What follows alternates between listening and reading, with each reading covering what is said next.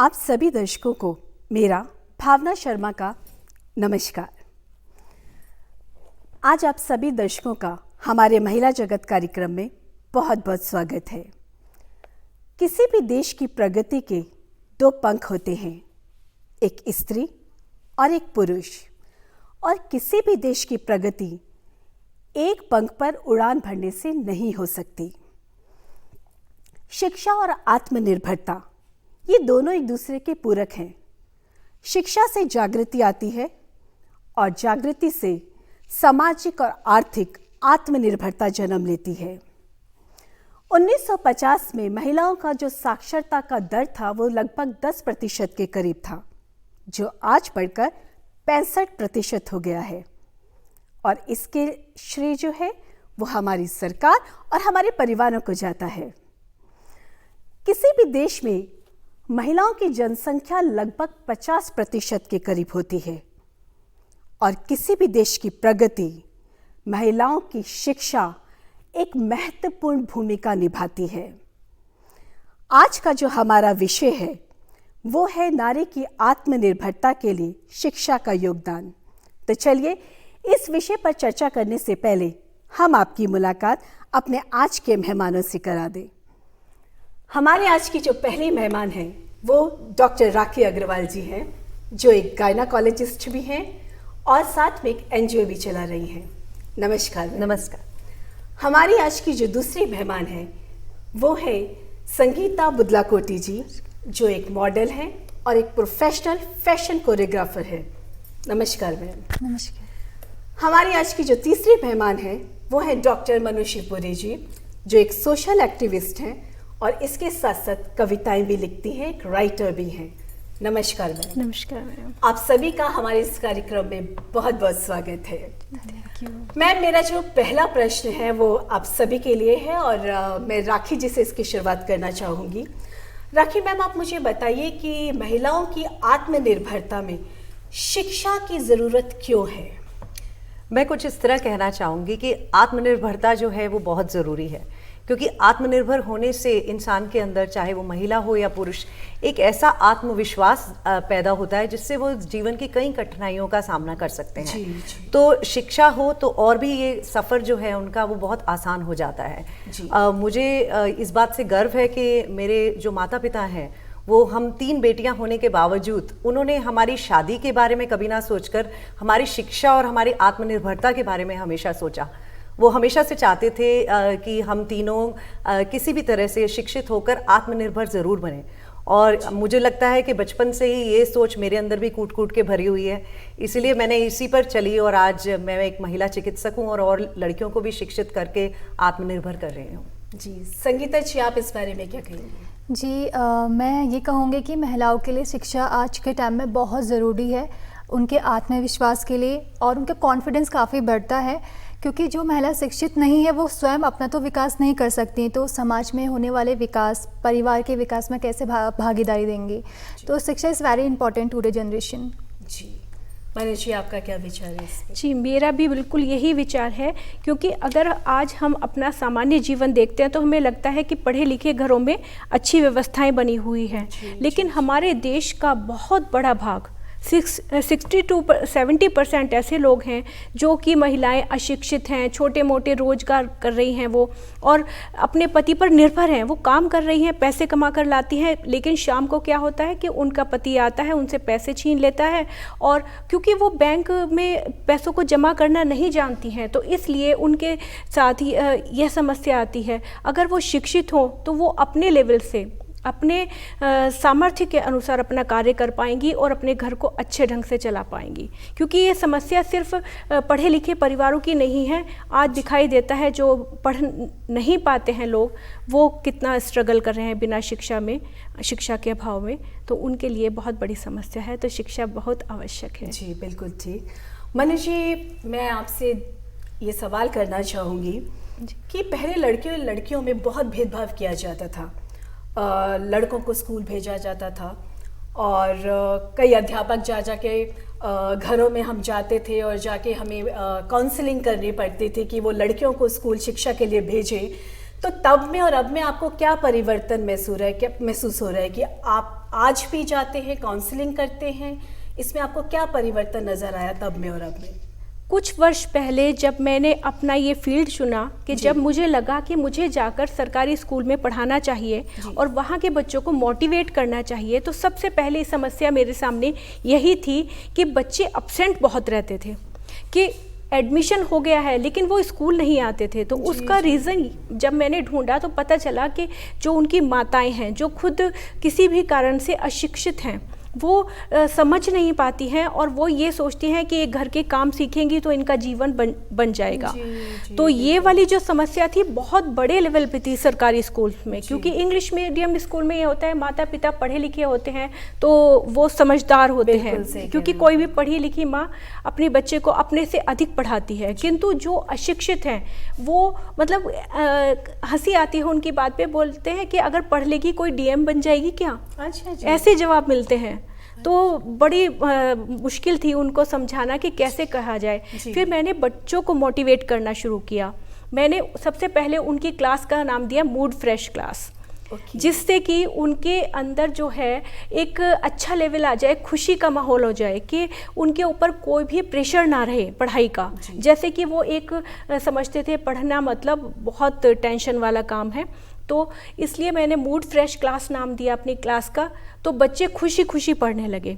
फिर मैंने उनसे बातचीत करती, उनसे क्लास में डिस्कस करती कि अगर आपके मम्मी पापा आपकी छुट्टी कराते हैं काम के लिए तो क्यों ना हम ऐसा काम करें कि आप सुबह जल्दी उठें और अपनी थोड़ी सी पढ़ाई करें और घर के काम में अपने मम्मी पापा की मदद करें। तो जब वो बच्चे समझने लगे, क्योंकि उन्हें क्लास में मज़ा आने लगा था, मूड फ्रेश क्लास थी ना, तो उसमें मज़ा आने लगा था। तो उससे बच्चों में बहुत परिवर्तन आया और वो सुबह जल्दी उठकर पहले अपना घर का काम निपटाते, थोड़ी सी पढ़ाई भी करते और फिर स्कूल आते। तो उससे घर माता पिता भी प्रसन्न हो गए। एक दो बार की तो घटना ऐसी है कि माता पिता बच्चों के मुझे मिले और कहने लगे कि आपने तो इतना बड़ा परिवर्तन ला दिया है इनके अंदर, तो हमें तो ऐसा लगता है ये आपने कैसे किया, हमारे तो बच्चे ही बदल गए। और वो उनके आंखों से आंसू शुरू हो जाते थे। तो ये बहुत बड़ा परिवर्तन था। और बच्चों के अंदर जो परिवर्तन था कि जैसे छुट्टी होती थी तो बाहर में स्कूल से आती तो वहीं घेर लेते कि आप कल से हमारी क्लास में आएंगी। तो ये जो एक पढ़ने की जो एक ललक पैदा हुई उसके अंदर, मतलब इसको मैं ललक ही कहना चाहूँगी कि बच्चे शाम से सुबह तक का जो टाइम था उनको काटना मुश्किल हो जाता था, लगता था कि हम कैसे स्कूल पहुँचे और पढ़ाई हम करें। तो ये ही परिवर्तन मुझे, जितने बच्चों से मैं कनेक्ट हुई हूँ तो उनके सबके अंदर, उनके माता पिता के अंदर, सब में दिखाई दिया। तो मैं सोचती हूँ कि हर टीचर को ये प्रयत्न करना चाहिए, क्योंकि ये आवश्यक है। सिर्फ पढ़ाना हमारा उद्देश्य नहीं है, उनके अंदर एक जिज्ञासा पैदा करना, उसके लिए प्रेम पैदा करना, ये भी हमारा कर्तव्य है। जी, मेरा अगला सवाल राखी जी से है। मैम, आप एनजीओ चला रही हैं, तो मैं ये जानना चाहती हूँ कि आप महिलाओं को शिक्षित और आत्मनिर्भर करने के लिए आप अपने एनजीओ में क्या क्या कार्य कर रही हैं? वैसे तो हम एनजीओ के द्वारा कई सारे जन जागरूकता प्रोग्राम्स कई सालों से करते आ रहे हैं, जिसमें ज़्यादातर जो हमारा कार्य है बेटी बचाओ बेटी पढ़ाओ की तरफ निर्धारित है, जिसमें हम स्कूल, कॉलेजेस, रूरल एरियाज़ में जाकर जन जागरूकता के प्रोग्राम्स करते हैं। इसी उपलक्ष्य में मैंने एक म्यूज़िक वीडियो भी बनाया हुआ है और एक शॉर्ट फिल्म भी बनाई है, जिसे जाकर हम लोगों में जन जागरूकता पैदा करने के लिए दिखाते हैं। पर अभी पिछले 2 साल से मैंने अपना एक सखी वेलफेयर सोसाइटी, एक एनजीओ बनाया है, जिसमें मेरा रुझान आत्मनिर्भरता की तरफ ज़्यादा है, क्योंकि बहुत सी शिक्षित महिलाएं भी हैं और अशिक्षित महिलाएं भी हैं, लेकिन उनमें कोई ना कोई हुनर है। हमारा जो कार्य इस वक्त चल रहा है वो ये है कि उनके सिलाई के हुनर को हम उसको और बढ़ावा दें और उसी के द्वारा किसी तरह कुछ इस तरह की चेन बनाएं कि जिससे वो आत्मनिर्भर और उसमें आर्थिक निर्भरता उनमें आ जाए। तो इसी के दौरान हमने पहले उनसे कई सारी चीज़ें बनवाई, जैसे कि कुशन्स, टेबल मैट्स और वगैरह चीज़ें बनवा के हम उनकी एक एग्जीबिशन लगाया करते थे, कि जिसमें वो अपना सामान बेचकर वो अपने पैसे कमा सकें। वो कुछ टाइम वो चलता रहा, लेकिन लॉकडाउन होने के बावजूद, ये पैंडेमिक होने के समय में, क्योंकि मैं एक महिला चिकित्सक हूँ, मुझे अपने हॉस्पिटल में ही मास्क की ज़रूरत थी। तो मैंने उनसे मास्क बनवाने शुरू किए, यही सोच के कि कुछ मास्क तो हमारे यहाँ पर ही लग जाएंगे। लेकिन धीरे धीरे 15,000 मास्क के बाद हमने काउंट करना बंद कर दिया कि वो कितने मास्क बना रही हैं। वो लगभग 15 से 20,000 मास्क आराम से बेच चुकी हैं। और यही नहीं, हमारे जो मास्क हैं वो भारतीय राजदूत जो आयरलैंड में हैं, ऑनरेबल श्री संदीप कुमार जी, उनके द्वारा भी उन तक पहुंचे और उनके द्वारा भी अप्रिशिएट किए गए। उन्हें बहुत अच्छा लगा कि क्योंकि वो नजीबाबाद को बिलोंग करते हैं, तो उन्हें बहुत अच्छा लगा कि मेरे जगह से बनाए हुए मास्क उन तक पहुंचे। और दूसरा, इस बार हमने एक रिकॉर्ड भी कायम किया है जिसमें लॉन्गेस्ट फेस मास्क का हमारा इंडियन रिकॉर्ड बुक में नाम आया है, जो कि लगभग 5 मीटर लंबा मास्क है। सिर्फ अपना लड़कियों का हुनर दिखाने के लिए, अपने एनजीओ की लड़कियों का हुनर दिखाने के लिए हमने उससे इंडियाज लॉन्गेस्ट मास्क की तरह पेश किया। इंडियन रिकॉर्ड बुक में हमारा नाम दर्ज है। और ये तो रही पेंडेमिक के दौरान की बात। अब क्योंकि मुझे उनके लिए एक अस्थाई व्यवस्था करनी थी कि जिसमें वो कंटिन्यूस अपना जो है कमाती रहें, क्योंकि मैं एक महिला चिकित्सक हूँ और बहुत ज़्यादा टाइम नहीं दे सकती, तो मैंने उन्हें आजीविका मिशन से जोड़ा। तो हमारी लगभग 14 लड़कियों को पिछले महीने ही मैंने आजीविका मिशन से जोड़ा, और वो आजीविका मिशन से जुड़ के उन्हें गवर्नमेंट स्कूल की तरफ से एक सूट्स और ड्रेसेस बनाने का ऑर्डर मिला, और जिसे 15 दिन में पूरा करना था, पर हमारी बच्चों ने उसे 12-13 दिन में ही पूरा करके वो ऑर्डर उनको वापस दिया। और वो भी बहुत प्रसन्न हुए कि बहुत टाइम से ऑर्डर भी पूरा हुआ, और अब जो पैसा है उस ऑर्डर का वो डायरेक्ट हमारे जो बच्चे हैं उनके बैंक अकाउंट में आ जाएगा। तो इससे अब मेरा जिम्मेदारी कुछ कम हुई। इसी तरह जो भी ट्रेंड महिलाएं होती जाएंगी या बच्चे होते जाएंगे जो ट्रेंड हो गई हैं सिलाई में, मैं उन्हें इसी तरह आजीविका मिशन से, सरकार के आजीविका मिशन जैसे इसमें हमने NULM से जोड़ा उसे, तो उसी आजीविका मिशन से जोड़ते चले जाएंगे। और उम्मीद है कि उन्हें फिर मेरे सहारे की जरूरत नहीं होगी, वो खुद ही आत्मनिर्भर हो जाएंगी, जो कि मेरा लक्ष्य था। बिल्कुल। मेरा अगला सवाल संगीता जी से है। मैम, कुछ महिलाएं ऐसी भी हैं समाज में जो काफ़ी टैलेंटेड हैं और वो अपने टैलेंट के बल पर एक मुकाम हासिल कर चुकी हैं, तो क्या टैलेंट के साथ साथ एक शिक्षा का होना भी ज़रूरी है? जी, मेरा मानना है बिल्कुल है। बिकॉज़ क्या होता है कि जब कोई जैसे हमें कुछ हुनर, ये तो गॉड गिफ्ट है, टैलेंट हमारे अंदर गॉड गिफ्ट है, ये हर किसी के अंदर नहीं होता है। तो हमें उसको अगर अपने जगह से दूसरे स्थान, देश और विदेश में पहुंचाना है उस कार्य को, तो एजुकेशन बहुत ज़रूरी है। और समाज के विकास में, सामाजिक हो, राजनीतिक, आर्थिक, सांस्कृतिक विकास के लिए शिक्षित होना बहुत ज़रूरी है। जी, बिल्कुल सही कहा आपने। राखी जी, मैं आपसे मुझे आपके बारे में पता चला कि आपने एक किताब लिखी है जो मैं अपने दर्शकों को दिखाना चाहूँगी। मैम, इस किताब के बारे में मैं आपसे कुछ जानना चाहूँगी और हमारे दर्शक भी जानना चाहेंगे, तो आप हमें बताइए। हाल ही में ये किताब छपकर आई है जी। इस किताब से मेरा यही लक्ष्य था कि मैं आत्मनिर्भरता का जो संदेश है, शिक्षा का या आत्मनिर्भरता का, जी, उस संदेश को ज्यादा से ज्यादा बच्चियों तक किस तरह से पहुंचाया जा सके। इसमें कुछ तो मेरे विचार हैं। इसमें मेरे साथ श्री मुकेश नादान जी भी हैं, जिन्होंने मेरी मदद की है इस किताब के पूरे कंपाइलेशन में। और इसमें हमने विभिन्न कोर्स, चाहे वो ज्वेलरी डिजाइनर है या फर्नीचर डिजाइनर है, ब्यूटिशियन है, डॉक्टरी है या नर्सिंग है, डिफरेंट कोर्सेज की भी जानकारी है इसके अंदर। कि उसके अंदर ना सिर्फ ये कि क्या योग्यता होनी चाहिए, बल्कि उसमें ये भी कि किस तरह का टेम्परामेंट होना चाहिए। क्या आप इस काम को या इस व्यवसाय को लेने के लिए, क्या आप मानसिक रूप से आप इसके लिए लायक हैं कि नहीं है। तो हमने कुछ अपने एक्सपीरियंस से वो चीज़ें भी इसमें उजागर की हैं, जिसमें योग्यता तो है ही, और जो कॉलेजेस हैं जहाँ पे ये एडमिशन्स किया जा सकता है इन कोर्सेज के लिए, ये सब चीज़ें, इन्फॉर्मेशन तो है। लेकिन उसके साथ साथ इसमें ये भी है कि आपको इसके लिए किस तरह का टेम्परामेंट चाहिए, क्योंकि कई जॉब्स ऐसे होते हैं जिसमें लड़कियों को रात में देर तक रहना पड़ता है। बिल्कुल सही कहा। तो इसमें पहले से ही हमने, जैसे डॉक्टरी है या नर्सिंग है, इस तरह के, या पुलिस का वो है, तो ये इस तरह के काम है जिसमें आपको बहुत डेडिकेशन चाहिए और आपको अपने परिवार का बहुत ज्यादा सपोर्ट चाहिए। तो उसी हिसाब से ये किताब पढ़ने के बाद वो अच्छे से चयन कर सकेंगे। परिवार का सपोर्ट नहीं मिलता। तो ये बहुत जरूरी है कि उसी के हिसाब से अगर आप कहीं ना कहीं ये किताब पढ़ेंगे तो आप एक सही चुनाव कर सकेंगे कि आप किस प्रोफेशन के लिए बने हैं और किस प्रोफेशन में आपको जाने से ज्यादा लाभ होगा। जी, उसी पे है। जी, मनु जी, मैंने सुना है कि आपने एक गवर्नमेंट स्कूल, राजकीय प्राथमिक विद्यालय, उसकी हालत काफ़ी ख़राब थी और आपने वहाँ पे कंस्ट्रक्शन करवाया, कंस्ट्रक्शन वर्क करवाया और आपने शौचालय भी बनवाए। तो मैं थोड़ा सा इस बारे में जानना चाहूँगी कि ताकि बच्चे आएँ, शिक्षा ग्रहण करें अच्छे एटमॉस्फेयर में, आप थोड़ा सा मुझे इसके बारे में बताएं। जी, जब मेरा उद्देश्य यही है कि बच्चों को एक ऐसा स्कूल मिले जी, क्योंकि हमारे जो सरकारी स्कूल हैं उत्तराखंड में, उनकी स्थिति बहुत दयनीय है। जब मैं पहले दिन स्कूल में गई तो मैंने देखा कि वहाँ पर पानी भरा हुआ था। तो मैंने पूछा कि इतना ज़्यादा पानी अंदर एंटर नहीं कर सकते थे, 1.5 से 2 फीट का पानी। तो उन्होंने कहा बारिश में भर जाता है क्योंकि सड़क से नीचा है और 15 दिन लगेंगे सूखने में, और तब आप आइएगा, तब आपसे बात होगी। जी जी। तो क्योंकि अंदर कोई जा ही नहीं सकता उसमें। तो मैंने कहा अच्छा ठीक है। फिर बस मुझे तभी से लगा इसके लिए कुछ करना है। तो मेरा एक महिलाओं का ग्रुप है जी। तो हमने उसमें चर्चा की उसके लिए, मैंने उसको अडॉप्ट किया, मैं सेक्रेटरी पद पर थी। तो फिर उसमें कंस्ट्रक्शन वर्क किया।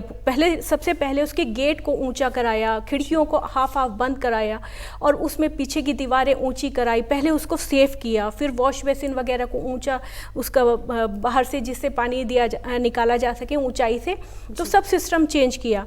फिर वहाँ पर फर्नीचर नहीं था, बच्चों के पास बैठने के लिए टाट पट्टी तक भी अवेलेबल नहीं होती सरकारी स्कूल्स में। बहुत बुरा हाल है आज भी और सरकारी स्कूल का, हाँ, बहुत फिर बुरा हाल है। वहाँ पर उनको बैठने के लिए पूरे स्कूल का हम सब ने मिलकर फर्नीचर किया। मुझे बाहर से भी कई लोगों ने मदद की, पूरे स्कूल का हमने फर्नीचर किया। बच्चों की स्टेशनरी वगैरह जो, या सर्दियों के स्वेटर, शूज़ वगैरह, जितनी भी चीज़ें, पानी की टंकी, गैस के चूल्हा, मतलब इतनी सारी समस्याएं दिखाई देती हैं। जैसे मैं एक स्कूल में गई, वहाँ पर गर्मियों के दिन तेज गर्मी और 6 रूम थे, 6 में से 4 में फैंस नहीं थे। अच्छा जी। और बच्चे ऐसी स्थिति में ज़मीन पर बैठे और वही चावल के कट्टों के ऊपर, खाली जो एम्प्टी होते हैं उनके ऊपर बैठे। तो ऐसी समस्याएं से मेरा जो है परिचय होता है। तो मुझे ये लगता है कि कैसे मैं इन स्कूलों की समस्याओं को अपने लेवल से सॉल्व कर पाऊँ। तो ये मेरी कोशिश रहती है। फिर वहाँ पे ज़रूरत होती है उनके मोटिवेशन की, तो उसमें हाँ, क्योंकि ऐसे लेवल में जब बच्चा बैठ रहा है तो उसके अंदर खुद से एक बहुत बड़ी निराशा होती है। बिल्कुल, वो क्या शिक्षा ग्रहण करेगा ऐसे।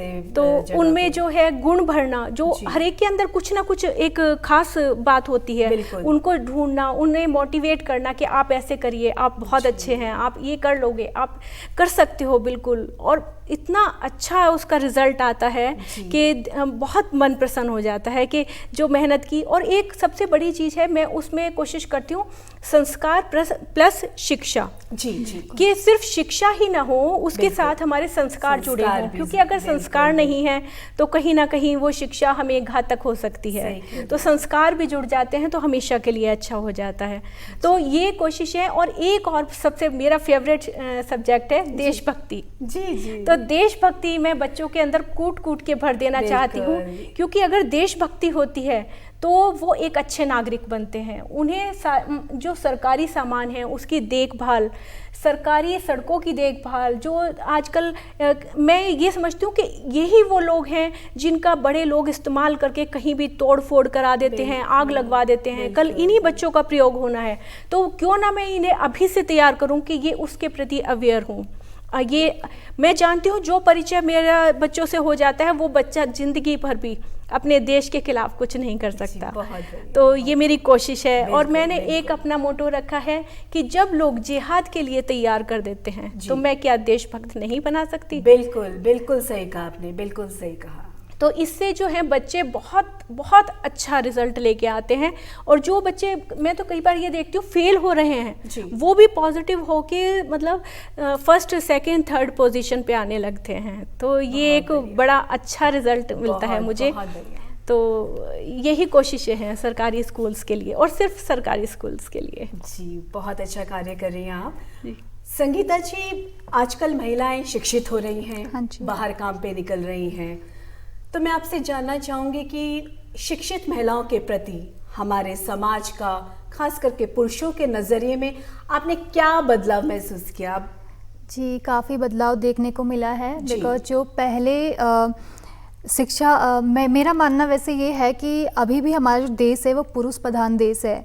बिकॉज ये कि शिक्षा ही एक ऐसा मात्र साधन है जिसमें महिलाएं बढ़ चढ़ के भागीदारी करती हैं और आज अपना हुनर सामने दिखाती, चाहे वो कोई भी क्षेत्र हो। जी। तो उनकी बातों को, सुझाव को अधिक महत्व दिया जाने लगा है। बिल्कुल। और वो बढ़ चढ़ के समाज में आगे आने लगी है। उनका कॉन्फिडेंस, नहीं तो क्या होता है शादी के बाद भी कहीं लोग अभी भी ऐसे हैं कि वो ये सोचते हैं कि नहीं, लड़की की शादी करनी है, बस हमें जैसी लड़की पैदा होती है बस वो पैसा इकट्ठा करना स्टार्ट करते हैं कि उसकी मैरिज के लिए। लेकिन वो ये नहीं सोचते हैं कि इसको पढ़ाना है, क्योंकि कल के दिन क्या होगा कि लड़की आप पढ़ाएंगे, अपने पैरों पे खड़ी होगी, तो आप लड़के के घर पे रिश्ता लेके नहीं जाएंगे, लेकिन लड़के वाले आपके घर पे खुद रिश्ता लेके आएंगे। और बिल्कुल आप सही कह रही हैं। अभी ये सोच है, हमारे कई राज्य ऐसे हैं जहाँ पे लड़कियों को अभी भी शिक्षा के लिए नहीं भेजा जाता। जी जी, बिल्कुल, सोच है। बिल्कुल बिल्कुल। तो मेरा मानना यही है कि शिक्षा very important today generation, and शिक्षा होनी भी चाहिए, महिला को शिक्षित होना चाहिए। और पुरुषों के प्रति उनका जो नज़रिया है वो बहुत चेंज हुआ है अभी भी। नहीं तो कोई ये भी सोचता है कि नहीं, अभी भी हम ही हैं जो हैं, और फिर भी वो लेडीज़ को ये सोचता है कि नहीं, ये तो लेडीज़ ही है। पर ये नहीं, आज लेडीज़ किस क्षेत्र में आगे नहीं है, चाहे वो डॉक्टर है, वो पुरुषों से बहुत आगे हैं। कोई भी क्षेत्र है, मॉडलिंग है, डांसिंग है, सिंगिंग है, डॉक्टरी है, सोशल वर्कर है, सब में महिला सबसे आगे है। बिल्कुल। तो महिलाएं ऊंची पोस्ट पे हैं, प्रधानमंत्री। जी जी, बिल्कुल बिल्कुल बिल्कुल। राखी जी, अगला सवाल मेरा आपसे है कि कुछ महिलाएं शिक्षित हैं पर वो बाहर जॉब नहीं कर पा रही हैं, क्योंकि उनके परिवार वालों का मानना है कि घर से बाहर जब महिला या उनकी वाइफ बाहर जाएंगी जॉब करने तो घर की व्यवस्था बिगड़ जाएगी, बच्चे बिखर जाएंगे। तो इस बारे में मैं जानना चाहती हूँ कि इस बारे में आप क्या कहेंगी? मैं सिर्फ ये अपना एग्जाम्पल देना चाहूँगी कि मैं एक महिला चिकित्सक हूँ, उसके बावजूद एक सोशल वर्कर भी हूँ, एक एक्ट्रेस भी हूँ, एक ऑथर भी हूँ, और 2 बच्चों की माँ भी हूँ, और एक पत्नी भी हूँ, एक बहू भी हूँ। ये सारे रोल करने की आई थिंक भगवान ने हम महिलाओं को एक मल्टीटास्किंग की जो वो दिया है हुनर। आई थिंक कोई ऐसी महिला होगी जो अगर इस हुनर को अपने नहीं इस्तेमाल कर रही तो वो कहीं ना कहीं घाटे में रहेगी, क्योंकि जो मल्टीटास्किंग है, या हम ही एक ऐसे लोग हैं जो हर तरह के काम को बखूबी से कर सकते हैं। सिर्फ हमें ये समझना होगा कि टाइम का सही उपयोग, हम अपने टाइम मैनेजमेंट अगर सही रखें तो हम सारे रोल निभा सकते हैं। और जैसे कि आपने कहा, कुछ लोग ऐसे हैं जो बाहर नहीं जाने देना चाहते, लेकिन कुछ महिलाएं हैं जो शिक्षित हैं और वो कुछ ना कुछ आगे कार्य करना चाहती हैं, पर परिवार वाले नहीं मानते कि घर की व्यवस्था खराब हो जाएगी, घर बिखर जाएगा। अगर परिवार वाले नहीं मानते तो उनको मनाया जा सकता है, या अदरवाइज कुछ आजकल ऐसे भी व्यवसाय हैं जो घर से ही किए जा सकते हैं। जैसे मान लीजिए किसी को बेकरी का शौक है, या किसी को स्टिचिंग का शौक है, तो वो अपना बुटीक खोल सकते हैं, या बेकरी का शौक है तो वो अपनी एक बेकरी घर से ही स्टार्ट कर सकती हैं, या फिर कोई ऑनलाइन वेब डिजाइनिंग और इस तरह के कई कोर्सेज हैं जिससे महिलाएं घर बैठे बैठे भी काम कर सकती हैं। जैसे मैंने यही बताया कि जैसे इस किताब में जैसे मैंने यही बताया है कि कौन सी चीज आपके लिए उपयोगी होगी। बहुत सी महिलाएं हैं जो खुद बाहर नहीं जाना चाहती, और खुद वो चाहती हैं कि वो अपने बच्चों को, बच्चे छोटे होते हैं, जैसे मेरे बच्चे जब छोटे थे तो मैं सोशल वर्क में इतना समय नहीं दे पाती थी। तो आई थिंक कि ये अपनी अपनी चॉइस पर होना चाहिए।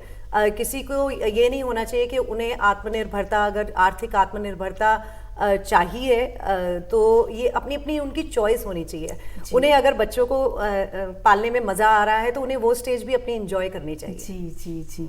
मनु जी, आप कविताएं लिखती हैं, मैं चाहती हूँ कि आप हमारे दर्शकों को 2 लाइन सुना दें। जी जरूर। जी, मैंने ये बालिकाओं के लिए ही लिखी है। जी बिल्कुल। मेरी क्या भावना है, मैं इसमें ये दर्शाने की कोशिश करती हूँ। नहीं चाहत कि आसमां पे कोई बुर्ज बना जाऊं, नहीं चाहत कि अपना कोई दुर्ग बना पाऊं, न जुड़ा हो ईसा से, मौलवी से या सूफी से, कुछ ऐसा कर पाऊं, तेरा जीवन बदल पाऊं, तेरा जीवन बदल पाऊं। मैं वो दरख्त हूँ जो ठोकरों में पनपा हूँ, मैं वो शख्स हूँ जो गिर गिर के संभला हूँ, कभी टूटा नहीं जो तूफान के तपेड़ों से, तुझे भी ऐसी शक्ल दूं, तुझे ऐसा बना पाऊं, तुझे ऐसा बना पाऊं, नहीं चाहत कि कोई दुर्ग बना पाऊं। तू मेरा रक्त है, तू मेरी पहचान है, तू मेरा रक्त है, तू मेरी पहचान है, तेरी छवि में दिखता मेरा ही मान है, तेरे चेहरे पे चमकता मेरा हिंदुस्तान है। तेरे चेहरे पे चमकता मेरा हिंदुस्तान है, काश तुझे ऐसी शक्ल दूं तुझको खुदा बना पाऊं, काश तुझे ऐसी शक्ल दूं तुझको खुदा बना पाऊं, नहीं चाहत कि कोई दुर्ग बना पाऊं। देखने में हर दीवार मुकम्मल सी लगती है, पानी की हो या बारिश की धार कब रुकती है, छोटी सी कमी से जिंदगी हो या नींव कैसे खिसकती है। छोटी सी कमी से जिंदगी हो या नींव कैसे खिसकती हो, तुझे वो बल दूं, तुझे वो ताकत दूं, तुझे वो किला बना पाऊं, यही चाहत कि आसमां पे कोई दुर्ग ना बना पाऊं, पर तुझे कुछ बना पाऊं, तुझे कुछ बना पाऊं। बहुत खूब। धन्यवाद। आप सभी हमारे इस कार्यक्रम में आए और आपने इस विषय पर बात करके हमारे दर्शकों का ज्ञान बढ़ाया, उसके लिए आप सभी का बहुत बहुत धन्यवाद। धन्यवाद। अगले हफ्ते हम आपसे फिर यही इसी समय महिला जगत कार्यक्रम में एक नए विषय के साथ मिलेंगे। तब तक के लिए नमस्कार।